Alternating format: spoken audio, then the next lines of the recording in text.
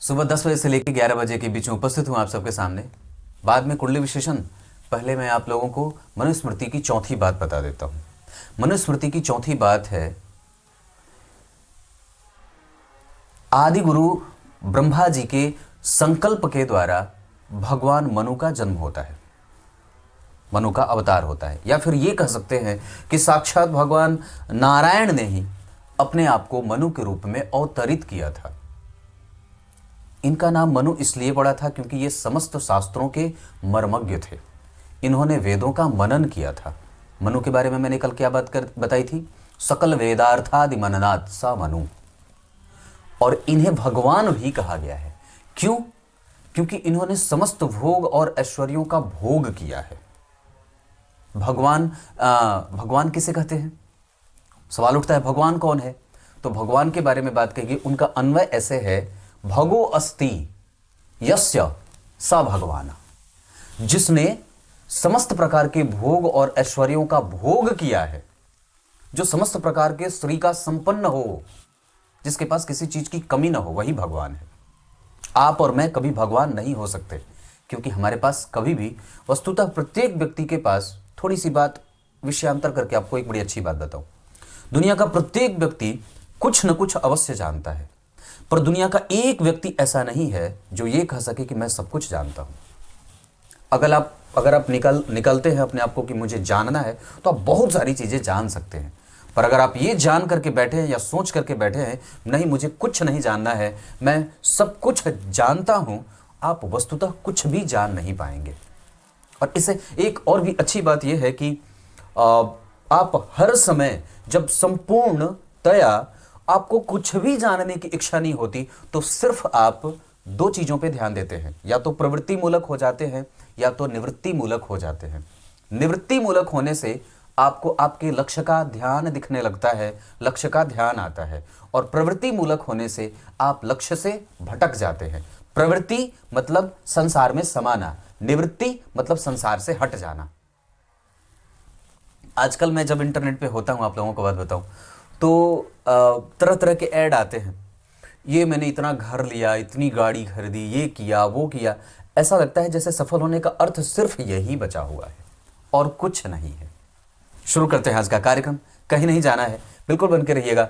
अब मैं आप लोगों को 1 से 2 दिन में ही वो कमेंट वाला कार्यक्रम लेकर के आने वाला हूं। इस वजह से प्रतिक्रिया में जरूर ही अपना नाम लिखा करें, और रविवार के लिए सवाल भी अवश्य लिखा करें, चाहे किसी भी क्षेत्र से संबंधित सवाल हो, मैं उसका समुचित उत्तर देने की भरपूर कोशिश करूंगा। आइए अब आपको विषय पे लेके आता हूं। वृषभ लग्न के लोग होते कैसे हैं? सवाल ये उठता है, जब आपकी कुंडली के लग्न में 2 नंबर लिखा हो तो आपको कैसा होना है, या फिर आपकी प्रकृति कैसी है? तो इसका सवाल, वृषभ लग्न वाले होते थोड़े स्वार्थी हैं, और वृषभ लग्न वाले होते व्यापारिक हैं, और इन्हें व्यापार करते ही ज्यादा देखा गया है। ये बहुत ही सूक्ष्म अन्वेषण करने वाले होते हैं, क्योंकि एक राशि 6वें भाव में बनने के कारण शुक्र यहां पे सामान्यतया संतुलित हो जाते हैं। मतलब न तो बहुत अच्छे न तो बहुत बुरे, क्योंकि मूल त्रिकोण राशि उनकी 6वें भाव में फंस जाती है, और सामान्यतया जो एक गौण राशि है वो जन्म कुंडली के लग्न में बन जाती है। सवाल ये उठता है कि वृषभ लग्न से जो प्रभावित लोग होते हैं, उनको कई बार बहुत ही रंगीन मिजाज का होते देखा गया है। वो रंगीन होते हैं, खूब सुंदर कपड़े पहनना, सजावटी सामान, सजावटी चीजों से लैस रहना, और हमेशा अनुभव से युक्त बातें करना। सबको समझने का दिव्य इनके अंदर अलौकिक गुण होता है, जो आसानी से किसी भी हृदय को समझ जाते हैं, और उसके मन में कौन सी बात चल रही है ये इन्हें बहुत अच्छे तरीके से आता है। अब एक बड़ी अच्छी बात बताता हूं। वृषभ लग्न की कुंडली के लिए शनि सर्वाधिक योग कारक ग्रह होते हैं, क्योंकि ये केंद्र के और त्रिकोण के अधिपति होते हैं। इस कुंडली के लिए सर्वाधिक दूसरे नंबर पे जो सबसे अच्छे ग्रह होते हैं वो बुध बनते हैं। गौर से समझिएगा, वृषभ लग्न की कुंडली है, पर वस्तुतः शुक्र इस कुंडली में तीसरे नंबर पे अच्छे ग्रह के रूप में उपस्थित होते हैं। पहले नंबर पे शनि, दूसरे नंबर पे बुध, तीसरे नंबर पे शुक्र आएंगे, चौथे नंबर पे इस कुंडली में आएंगे सूर्य नारायण, भगवान सूर्य की सिंह राशि, इस कुंडली में मारक होते हैं मंगल, जो 12वें और 7वें भाव के अधिपति हैं। इस कुंडली में उन्होंने चतुर्थ भाव में बैठ करके इस भाव को खराब करने की कोशिश करी है। इस वजह से व्यक्ति अपने जन्म स्थान से दूर रहे और कम से कम अपने पूर्वजों को आदर पूर्वक उनके नाम पे कुछ न कुछ दान अवश्य किया करे, दीपक जला करके उनकी आराधना किया करे। शनि इस कुंडली में कहां बैठे? नीचा विलासी हैं, इस वजह से थोड़े कमजोर होंगे और वस्तुतः वो अपने उच्च की राशि से छठवें जा रहे हैं, ये थोड़ा ठीक नहीं होता। अष्टम भाव के अधिपति गुरु जन्म कुंडली में नीच के हैं। इन्होंने भाग्य को कमजोर करने की भरपूर कोशिश करी है, पर मंगल केंद्र में आ रहे हैं और मंगल इस भाव में यानी कि 10 नंबर की राशि में उच्च के होते हैं और केंद्र में बैठे हैं। इस वजह से मंगल ने गुरु का नीच भंग किया है। चंद्रमा नीच के हैं, जिनका नीच भंग मंगल ने स्वयं किया है, क्योंकि इस भाव के वो अधिपति होते हैं, केंद्र में बैठे हैं। केंद्र में बैठे होने के कारण चंद्रमा का भी नीच भंग होगा, केंद्र में बैठे होने के कारण गुरु का भी नीच भंग हो जाएगा। क्लियर है? धन भाव के अधिपति बुध जन्म कुंडली में और पंचम भाव के अधिपति होने से बाहर होने से ये दोनों ही भावों का प्रभाव कमजोर होगा। एजुकेशन में कई बार व्यक्ति के जीवन में ड्रॉप आउट होता है, कई बार छोड़ना पड़ता है। कुछ ये पसंद है, बाद में चल करके वो पसंद आ गया। कुछ ये अच्छा लगा था शुरू में, पर बाद में जाकर के वो अच्छा लग गया था। ये सब चीजें होंगी। धन अनियंत्रित होता है, व्यय होगा। शनि, सूर्य और शुक्र एक साथ बैठ रहे हैं, तो शनि कौन है? इस कुंडली के दशम भाव के अधिपति। सूर्य कौन है? इस कुंडली के सुख भाव के अधिपति। शुक्र कौन है? इस कुंडली के लग्न और छठवें भाव के अधिपति। और केतु, राहु इनके प्रभाव में प्रबलता और निम्नता लाएंगे। वस्तुतः शनि एकादशवें भाव में बैठे हैं तो धन योग लगेगा, क्योंकि किसी भी भाव का अधिपति एक घर आगे तो धन योग लगाता है। वैसे लाभ भाव के अधिपति अगर गुरु जन्म कुंडली में नवम में और नवम के अधिपति एकादशवें में, तो ये परिवर्तन योग शनि और गुरु को बल देने वाला होगा और व्यक्ति के जीवन में अन्योन्याश्रय संबंध बनेंगे, नौकरी के और व्यापार के। पर वस्तुतः यहाँ व्यापार के योग ज्यादा बनेंगे, क्योंकि लग्नेश उच्च के हैं और कम से कम मंगल से दृष्ट है, जो कि इस कुंडली का व्यापार भाव का अधिपति है। चंद्रमा व्यापार भाव में ही बैठे हैं, ये अच्छी बात होगी। यहाँ नीच भंग वाली कोई ऐसी बात नहीं है। हालांकि जो सूर्य बैठे हैं वो भी जातक को लाभ ही देंगे माता से। ये लक्ष्मी संपन्न योग बनाएगा, महाभाग्यशाली योग अलग तरीके से बनेगा। आपकी भी कुंडली में अगर चतुर्थ भाव के अधिपति एकादशवें में बैठे हों तो समझ लेने की आवश्यकता है कि आपके जीवन में माता की भूमिका बहुत महत्वपूर्ण होने वाली है और इसके अतिरिक्त व्यक्ति संपन्न होता है। अब एक बात और भी यहाँ अच्छी होगी कि आपकी कुंडली में अगर शुक्र उच्च के हैं तो आपके पास एनालिटिक जो प्रोसेस होगा वो बहुत अच्छा होगा, सिद्धांत बहुत अच्छे होते हैं, व्यक्ति अनुभवी होता है, गंभीर होता है, ज्ञानी होता है, संपन्न होता है, भोग और ऐश्वर्य का भोग करने वाला होता है, भाग्यशाली होगा क्योंकि भाग्य भाव में गुरु बैठे हैं, धार्मिक होगा क्योंकि शुक्र उच्च के हैं और गुरु ठीक बैठे हैं, गुरु अष्टम भाव में नहीं है, अष्टमेश होते हैं। इस वजह से इस कुंडली के लिए वो दो अच्छे भावों के अधिपति नहीं होने के कारण कई बार वो गड़बड़ी भी पैदा करते हैं और इस कारण से कई बार वो बेवजह की चीज़ों में व्यक्ति का व्यय और व्यक्ति को अलग तरीके से परेशान करने की कोशिश भी करते हैं। ऋण वगैरह अगर व्यक्ति दे देता है तो उसका धन निकलता नहीं है। कई बार उसके मित्र उससे गलत तरीके से उसका लाभ भी उठाते देखे गए हैं। घर से दूर रहे तो ठीक है, घर के निकट जाए तो कई बार घर में कलह का वातावरण मचा देता है। ऐसी स्थितियां तमाम बनेंगी जीवन में।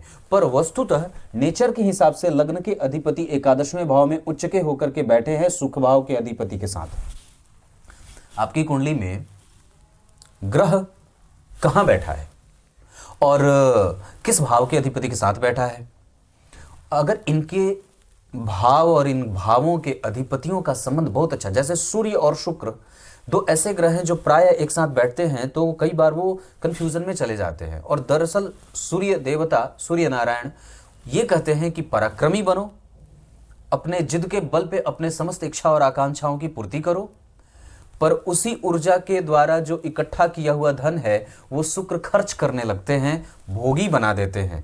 इस वजह से सूर्य शुक्र को देख करके कई बार अपना मुंह टेढ़ा कर लेते हैं। वस्तुतः शुक्र सफेद रंगों का कारक है और ये दुनिया भर के समस्त सुगंधों का मालिक है। जितने भी धन हैं, जितना ऐश्वर्य है, जितना सुख है, जितना सांसारिक सुख देखते हैं, उन सब का कारक ग्रह शुक्र ही है। और वस्तुतः देवगुरु बृहस्पति भी भोग और ऐश्वर्य के कारक होते हैं। शनि भी जो है वो मेहनत करा करके धन के आगमन के कारक होते हैं। सूर्य व्यक्ति के जीवन में मौलिक अध्ययन और नैतिकता के पालन कराने के कारक होते हैं।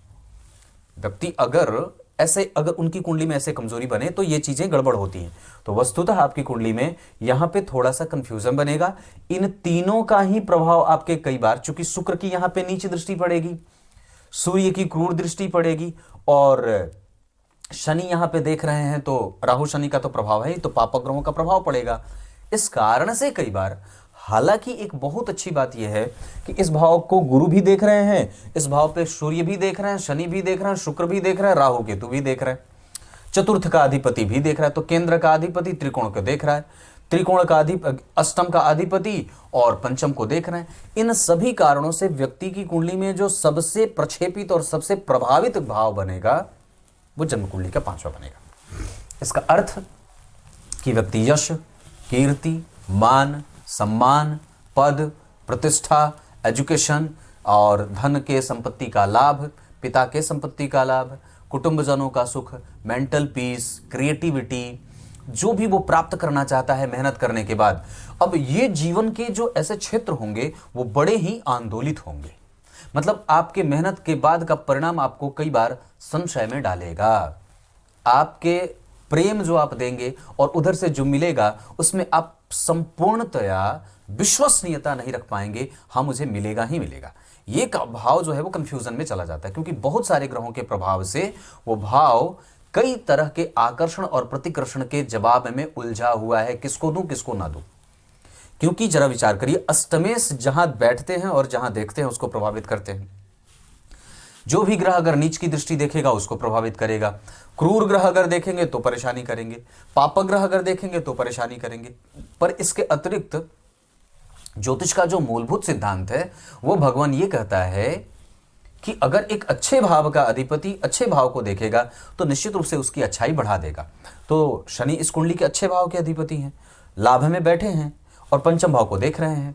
तो ऐसी अवस्था में व्यक्ति के पास पूर्वजों का बल है, पितरों का बल है, उसका आशीर्वाद उसके साथ है, उसके भाग्य की गति उसके साथ है, उसका धर्म उसके पास है, उसकी जो मोरालिटी है, उसका जो सकारात्मक भाव है, उसके जो जीवन में अनूठेपन है, वो सब उसके साथ है। अब क्या नहीं है साथ में, तो आपका परिणाम कई बार आपके विलंब में होता है जो आपके पास नहीं है। इस वजह से भी कई बार आपको 10 अंक पाने के लिए 50 अंक के बराबर मेहनत करनी पड़ती है। अब आपको मैं इनकी कुंडली के पंचांग पे लेके आता हूं। किसी भी व्यक्ति की जन्म कुंडली में सबसे महत्वपूर्ण जो चैप्टर है वो बेसिकली पंचांग ही होता है। अगर आपकी कुंडली के सारे ग्रह बहुत ही अच्छे बैठे हैं और अगर उसमें पंचांग की गड़बड़ी है तो निश्चित रूप से ये बात कही जा सकती है कि हाँ, थोड़ी सी गड़बड़ी तो है, क्योंकि फाल्गुन माह में यहाँ इनका जन्म हुआ है। इस वजह से जातक बुद्धिमान और सांसारिक सुखों का भोक्ता होगा। इसके अतिरिक्त उत्तरायण में जन्मे हैं तो आत्मबल ठीक होगा, पिता का सुख ठीक होगा, पैतृक संपत्ति ठीक होगी, अपने शरीर के अंदर की बीमारियों से लड़ने की क्षमता ठीक होगी, और उसके अतिरिक्त समाज में, लोगों में अपनी पैठ बनाने में और लोगों के पास अपने इंटरप्रिटेशन को लेकर के व्यक्ति को गड़बड़ी नहीं होती है। वसंत ऋतु में जन्मे होने से व्यक्ति के पास कम से कम प्रेम करने के अद्भुत गुण होते हैं। वो प्रेम पाता है और प्रेम देता भी है। समाज के लोग उसे एग्जिस्टेंस में रखते हैं और वो समाज में एग्जिस्ट करता है और वो उसको अपनी लड़ाई लड़नी नहीं पड़ती है, उसको चीज़ें मिल जाती हैं। जैसे अच्छे कॉलेज में एडमिशन लेना, अच्छे लोगों के बीच में संपर्क बना लेना, अच्छे लोगों को के बीच में अपनी मजबूती से पैठ बना लेना, प्रोफेसर के, लेक्चरर के, टीचर के, जो अच्छे मॉनिटर हैं उनके साथ अपना संबंध कैसे बनाना है, ये व्यक्ति के पास बहुत अच्छा होता है। मतलब इससे आप ये कह सकते हैं कि व्यक्ति का कम्युनिकेशन अच्छा होगा। शनिवार के जन्मे होने से वो प्राप्त करने की जो चीज़ है, या फिर ये कह सकते हैं कि जो इनको मिला है उससे जो संतुष्टि का भाव है वो थोड़ा कम होगा। और कई बार आप मरते मरते भी रहेंगे। जीवन के अंतिम समय में भी व्यक्ति जब होता है तो उससे जब पूछा जाता है कि क्या चाहिए, तो वो कुछ न कुछ अपनी कमजोरी बता देता है कि मुझे ये भोगना था, मुझे ये चाहिए था। मतलब आप यहाँ पे ये कह सकते हैं कि व्यक्ति थोड़े से संतोषी प्रक्रम में कमजोर है, संतोषी प्रवृत्ति का नहीं है। मतलब उसको सब कुछ है पर फिर भी थोड़ी कमजोरी वो निकाल ही देगा कि मुझे ये चाहिए था, मुझे ये, मैंने इतने के लिए मेहनत करा था।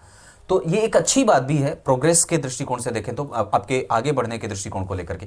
पर वस्तुतः कुछ न कुछ आप जब एक संतोषी प्रवृत्ति पे लेके जाते हैं तो ये कुंडली वहां पे कमजोर पड़ेगी। कृष्ण पक्ष की पंचमी तिथि के चंद्रमा पापक नहीं होते, ये अच्छी बात है। और इस वजह से व्यक्ति के पास धन के आगमन की गति, उसका मेंटल हैरेस नहीं है, मेंटल हैरेसमेंट से वो शिकार नहीं है, का वो शिकार नहीं है, बुद्धिमान है, उसकी प्रवृत्ति चंचल नहीं है, वो यथेष्ट बोलता है, ज्ञान से संपन्न होगा। और उसके बाद एक बहुत अच्छी बात है जो आज के जीवन में सबसे ज़्यादा उपयोगी है, और वो ये है कि व्यक्ति के पास धन के आने की गति निरंतर और निर्बाध होगी। उसका धन कभी भी गलत जगह पे नहीं जाएगा। अगर वो जाएगा तो वो गुरु के नीच बैठने के कारण जाएगा। व्यक्ति लोगों की सेवा में, शुश्रूषा में, धन में पंचम भाव के कमजोर थोड़े से होने के कारण, हालांकि पंचम भाव के अधिपति और पंचमेश बाहर है, किसी भी शुभ ग्रह का उस पर कोई प्रभाव नहीं है। इस वजह से शेयर, सट्टेबाजी, लॉटरी आदि में और किसी को भी देने से थोड़ा बचना चाहिए। चौथे भाव के मंगल बहुत अच्छे नहीं होते, इस कारण से भी व्यक्ति को अपने लेन देन के प्रक्रम पे पूरा फोकस बना करके रखना होगा। कोई भी काम आप करेंगे सफल होंगे, क्योंकि सिद्धि योग में जन्म हुआ है, अनुराधा नक्षत्र में जन्मे हैं। इस कारण से व्यक्ति न्यायिक होता है, चपल तो नहीं होता, गंभीर होता है, बुद्धिमान होता है और निर्णायक होता है। ये जिस तरफ रहेगा निर्णय कई बार उसके तरफ ही आते जाते रहते हैं। ब्राह्मण वर्ण और देवगण के होने के कारण सबसे अच्छी बात है कि व्यक्ति का कम्युनिकेशन बहुत अच्छा है। वो कम्युनिकेशन का मतलब ये नहीं आदान प्रदान वाली बात, मतलब उसके दिमाग की स्थिति इस मामले में बहुत ही शुद्ध है कि हाँ, उसका कंपटीशन किसी के साथ नहीं है। वो सोचता बहुत ज़्यादा बड़ा है, पर वस्तुतः उसके लिए वो किसी का गला नहीं काटेगा। वो मित्र बनाना चाहता है, वो गंभीर है, वो सात्विक है, वो श्रेष्ठ बनना चाहता है, और इहलौकिक सुखों के साथ साथ वो पारलौकिक सुखों को भी भोगना चाहता है। मतलब मोक्ष की गति, ईश्वर में विश्वास, धर्मशास्त्रों में अध्ययन, पर वो रेगुलराइज नहीं कर पाता क्योंकि गुरु नीच के हैं। अगर व्यक्ति धर्म में, भगवान में, शास्त्रों में, पुराणों में, गाय गंगा और गुरु में अगर थोड़ी सी रुचि इनकी कम होगी तो वो गुरु के यहाँ बैठने के कारण, क्योंकि वो नीच के बैठे हैं। और वस्तुतः अगर वो बहुत अच्छी है तो वो इसलिए अच्छी होगी क्योंकि गुरु का परिवर्तन हुआ है। पर नेचुरली यहाँ पे गुरु के कमजोर होने के कारण, चंद्रमा के कमजोर होने के कारण, शनि के नीचाभिलाषी होने के कारण और सूर्य और शनि के एक साथ क्लैश करने के कारण कई बार व्यक्ति टाइम नहीं दे पाता या फिर उसमें व्यस्त सा रहता है। और पूजा पाठ भी करे तो लगातार 5 दिन करे, 6वें दिन गैप हो जाए किसी न किसी कारण से। इस कुंडली का धन थोड़ा कमजोर तो नहीं कहूंगा, आएगा पर रुकना मुश्किल है। पराक्रम भाव के अधिपति की स्थिति, व्यक्ति अगर खुद का कारोबार करना चाहे तो निस्संदेह कर सकता है और वो एक अच्छा व्यवसाय करने वाला व्यवसायिक साबित हो सकता है। चतुर्थ भाव के मंगल, घर में कलह ना करिएगा। पंचम भाव के अधिपति 12 में, पढ़ाई पे पूरा ध्यान लगाना चाहिए क्योंकि पंचम भाव पे गुरु की दृष्टि है। इस वजह से आपकी शिक्षा ले दे करके किसी न किसी तरीके से, चाहे कितनी भी विपरीत परिस्थिति से आप अपने आप को जुझा करके रखें या कोई ना कोई बने, पर फिर भी वो पूरी हो जाएगी। पंचम भाव पे सूर्य की दृष्टि है, चंद्रमा से सूर्य 5 घर आगे बैठे हैं, चंद्रमा से मंगल 10 घर आगे बैठे हैं, चंद्रमा से शुक्र 5 घर आगे बैठे हैं। ये आपकी कुंडली की सबसे अच्छी बात होगी जो आपको कई तरीके से जीवन में भरने का काम करेगी। 6वें भाव के अधिपति आपको देने से रोक रहे हैं।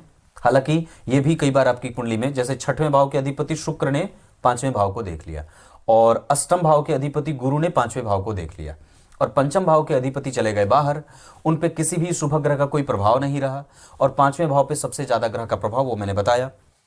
7वें भाव की स्थिति, इस भाव के अधिपति नीच भाव में बैठे हैं, ये वस्तुतः यहाँ पे नीच हो जाते हैं, पर मित्र की राशि में बैठे हैं, पर वो मित्रवत नहीं है, पर एक बात है कि इस भाव से उनको बल मिल जाएगा जातक को, क्योंकि चतुर्थ भाव के अधिपति जब भाग्य भाव में या लाभ भाव में बैठते हैं तो वो उसको धन संपत्ति, श्रेष्ठता, चल अचल संपत्ति आदि आदि चीजें दे देते हैं। वस्तुतः इसके पीछे का दूसरा कारण ये होगा कि व्यक्ति की कुंडली में धन भाव के अधिपति अगर 12वें गए हैं तो धन थोड़ा इरेगुलर हो सकता है, पर चंद्रमा उसमें बल देंगे जिसके कारण वो कुछ ना कुछ पालेगा। पर एकादशवें भाव में बैठे हैं सूर्य, और मैंने एक सूत्र बताया था जिसमें ये बात कही थी कि चौथे भाव में अगर शनि और मंगल का संबंध बन जाए तो व्यक्ति चल अचल संपत्ति खूब भोग लेता है। इनकी कुंडली में शनि नीचाभिलाषी हैं, भाग्येश होकर के गड़बड़ी अवश्य करेंगे, पर विलंब से ही सही लग्न पे दृष्टि देखने के कारण चतुर्थ भाव के मंगल शनि के साथ बैठने के चतुर्थ भाव के अधिपति सूर्य शनि के साथ बैठने के कारण, शुक्र के साथ बैठने के कारण यहाँ पे कई सारे सूत्र लागू होंगे। जैसे एकादशवें भाव में शनि मंगल राहु केतु का प्रभाव जब होगा, मंगल की भी तो दृष्टि है, शनि भी तो बैठे हैं, राहु भी तो देख रहे हैं, सूर्य भी तो बैठा है, शुक्र भी तो बैठे हैं, पर शुक्र वहां उच्च के और शनि नीचाभिलाषी, सूर्य मित्र की राशि में, शनि और गुरु का परिवर्तन योग बना है, मंगल की मित्र दृष्टि जा रही है, तो इतने सारे ग्रहों का प्रभाव एकादशवें भाव को भी झेलना पड़ेगा, जिसके कारण कई बार उसको प्राप्त करने में कंफ्यूजन होगी। और दूसरी बात कि वो कई तरीके से अपना जो एक जैसे थॉट होता है कि मुझे बहुत आगे जाना है, मुझे ये करना है, उसके बाद ये करना है, उसके तमाम लक्ष्य बने रहते हैं, और वस्तुतः वो व्यक्ति एकादशवें भाव के शुक्र के कारण प्राप्त भी कर लेता है। अंततया उसके पास वो सारी चीजें होंगी जिस चीज के लिए जातक ने मेहनत करे हैं। आपको भी ऐसे ही कुंडली समझने की आवश्यकता है। अष्टम भाव के अधिपति और एकादशवें के अधिपति गुरु इस कुंडली में अच्छे नहीं होते, परिवर्तन में हैं, सामान्यतया संतुलित हैं, और उनका नीच भंग हुआ है। नवमांश कुंडली में भी गुरु उच्च के हो जा रहे हैं, इस वजह से ये स्थिति नवमांश कुंडली के लिए अच्छी है। व्यक्ति को अपने दाम्पत्य को लेकर के हमेशा ही पॉजिटिव होना चाहिए, कंफ्यूजन मत रखिएगा। पत्नी नौकरी करने वाली मिल सकती है और श्रेष्ठ मिलेगी, दाम्पत्य में पत्नी आपसे ज्यादा अनुभवी आएंगी और वस्तुतः वो कामगार आएंगी। मंगल ठीक है, कारोबार ठीक रहे, भाग्य ठीक है। यहां पे लग्न के अधिपति जन्म कुंडली में नीच के हैं, बुध के साथ बैठे हैं, व्यापारिक दृष्टिकोण, मंगल का संबंध यहां से, इस भाव के अधिपति धन में, आपको खुद का रोजगार ही करना चाहिए या फिर प्राइवेट नौकरी। ये आपकी कुंडली में इतनी बात। नवम और दशम की बात बताई, एकादशवें के बारे में बात बताई, गुरु का प्रभाव ठीक रहेगा, आपकी कुंडली भाग्य से युक्त है। 12वें भाव के अधिपति जन्म कुंडली में चतुर्थ में बैठे हैं, ये माता के स्वास्थ्य से और माता के घर में माता के साथ कभी कभी कलह का वातावरण पैदा करेंगे। माता और पिता के बीच के संबंध कैसे हैं, ये कुंडली उस पे जाकर के कई बार कंफ्यूज होती है। इस वजह से अगर वहां पे किसी भी तरीके की कोई गड़बड़ी होगी तो आपको बीच में आकर के निश्चित रूप से उसको ठीक करने की कोशिश करनी चाहिए। कई बार होता है कि अवस्थाएं बढ़ती जाती हैं पर बचपना बाकी रहता है, और ये कई बार ग्रहों के प्रभाव के कारण ही है। अगर ऐसी कोई बात नहीं है तो ठीक है, लेकिन ये मंगल कई बार आपके घर में कलह का वातावरण मचाएंगे, या कई बार व्यक्ति के दिमाग को अस्त व्यस्त रखते हैं, या जब चीजें नहीं मिलती हैं उसके कारण व्यक्ति को दुख होता है। मंगल आपकी कुंडली में ठीक है, सूर्य ठीक है, चंद्रमा ठीक है। आपको अपने भोजन पे ख्याल रखना चाहिए, जितना ज़्यादा हो सके शुद्ध भोजन करिए, तड़क भड़क में बहुत ज़्यादा ना रहिए, लोगों के बीच में संतुलन बनाइए, और 2028 तक लाजवाब धारण करिए। इसके अतिरिक्त अब मैं आपको आपकी कुंडली में संपूर्णतया बता दूं, ये कुंडली अनुभवी है, ये कुंडली पंक्चुअल है, ये कुंडली मेहनती है, और ये कुंडली थोड़ी चिंतित है। ये कुंडली बेवजह की चिंताओं से युक्त है, और ये कुंडली घर से दूर रहेगी। इसके अतिरिक्त आपकी कुंडली में संतान का सुख बहुत अच्छा रहेगा, थोड़े बहुत परेशानी के साथ ही संतति आएगी, पर आ जाएगी। आपकी कुंडली में मंगल ठीक है, चंद्रमा ठीक होंगे, घर में कलह ना मचाइए। बाहर से देखने पे कई बार सब कुछ अच्छा लगता है, और अंदर जाओ घुसो जितना उतना ही उसका कलह बाहर निकलता जाता है। आप अनुभवी हैं, भाग्यशाली हैं, और आपके मेहनत का परिणाम आपको मिलेगा। इस कुंडली में अगर मैं दशाओं की बात करूंगा तो आपकी कुंडली में बुध की दशा, शनि की दशा और गुरु की दशा थोड़ी कठिन जा सकती है, क्योंकि बुध 12वें, शनि नीचाभिलाषी और गुरु नीच के। इसके अतिरिक्त मंगल बहुत अच्छे तो नहीं है, पर केंद्र में पापग्रह का बैठना कुछ ना कुछ उनसे दिलवा देगा। शुक्र इस कुंडली में ठीक परिणाम देंगे, सूर्य ठीक होंगे, राहु भी ठीक होगा, त्रिकोण का राहु अच्छा होता है, और केतु के साथ चंद्रमा भी ठीक होंगे। मतलब बुध, गुरु और शनि के अतिरिक्त सारे ग्रहों का प्रभाव आपकी कुंडली में ठीक होगा। अब एक बात आपकी कुंडली में राहु केतु पे कर देता हूं। राहु और केतु की दशाएं आपको कंफ्यूज करने वाली होंगी, जिसमें से राहु ठीक जाएगा, केतु कभी कभी परेशान करेंगे, वो कर रहे होंगे, इसी के कारण आपको ज्योतिषी की आवश्यकता पड़ी, अन्यथा नहीं। अब कुछ मूलभूत चीजें बता देता हूं। आपकी कुंडली में कन्या राशि और मकर राशि बहुत अच्छी रहे, 5 तारीख आपके लिए अच्छी रहेगी, शुक्रवार का दिन अच्छा रहेगा। इसके अतिरिक्त आपकी कुंडली में वृश्चिक, इसके अतिरिक्त आपकी कुंडली में वृश्चिक के अतिरिक्त मीन, और उसके साथ साथ मकर, ये जातिकाएं या जातक आपके विवाह और मित्रता के लिए अच्छे रहेंगे। इसके साथ साथ आपकी कुंडली में दिशा के आधार पर दक्षिण बहुत अच्छा रहे, और अगर कोई भी काम करना हो, सांसारिक सुख, कोई नया काम करना हो, तो मीन राशि यानी कि मीन शुक्र की दशा और सूर्य की दशा के साथ साथ शनि की दशा लाभदायक हो सकती है। यह आपकी कुंडली है। नक्षत्र में अश्विनी बहुत अच्छा रहे, श्रवण बहुत अच्छा रहे, उत्तरा भाद्रपद बहुत अच्छा रहे, पुनर्वसु, शतभिखा और अनुराधा के साथ साथ पुष्य, ये नक्षत्र अच्छे रहेंगे। दशाओं के क्रम में मंगल मैंने बताई। आपकी कुंडली में तत्वतः अगर देखूंगा तो बहुत सारे ग्रहों में से मुझे थोड़ी सी कमजोरी यहां बुध पे और यहां चंद्रमा पे, मंगल यहां नहीं बैठे होते तो और भी अच्छी बात होती, या अगर कम से कम यहां बैठ जाते तो अच्छी बात होती। राजयोगों का निर्माण, लग्नेश का उच्च का होना, धन भाव के अधिपति का 12वें जाना थोड़ा कमजोर, पराक्रम भाव के अधिपति का नीच क्या होना पर नीच भंग राजयोग बनेगा, चतुर्थ भाव के अधिपति का महाभाग्यशाली योग बनाना, पंचम भाव के अधिपति का 12वें जाना ये ठीक नहीं होता, जो यश कीर्ति मान सम्मान में थोड़ा कमजोर देता है, ये भाव दारिद्र दोष लगाएगा। 7वें भाव के अधिपति जन्म कुंडली में केंद्र में, यह ठीक होगा। अष्टम भाव के अधिपति ये भाग्य भंग योग लगाएंगे। नवम और दशम के अधिपति नीचा विलासी हैं, इस वजह से कमजोर होंगे। एकादशवें भाव के अधिपति परिवर्तन राजयोग में है, इस वजह से प्राप्त हो जाएंगी चीजें। 12वें भाव के अधिपति मंगल चतुर्थ में, ये माता के साथ स्वास्थ्य और संबंधों को कई बार कमजोरी करते हैं, उनके साथ कलह ना करिएगा, उनका घर ना बिगाड़िएगा, क्योंकि वो उनका घर है, आपका नहीं है। आपका घर आपसे, आपके जन्मस्थान से दूर होगा। कुछ इसी तरीके से आज के कार्यक्रम का समापन करते हैं। तब तक के लिए इजाजत दीजिए, कल एक बार फिर से उपस्थित होंगे आप सबके सामने। तब तक के लिए बहुत बहुत नमस्कार।